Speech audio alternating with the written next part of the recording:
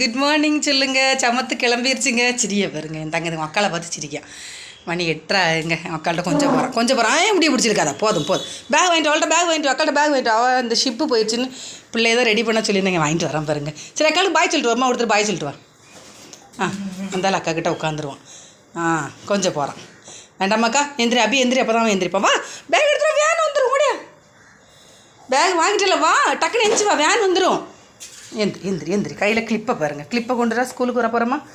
அக்கா அவள் இப்போ கிளம்பிடுவா. அவள் நினைக்கான் அக்கா கிளம்புவாளா இல்லையா அப்படின்னு நினைக்கான். மெதுவாக இறங்க. அக்காள் இப்போ காலேஜ் போவானுமா. சரி மெதுவாக இறங்க. பேகு அவன் தான் கொண்டு போவான்.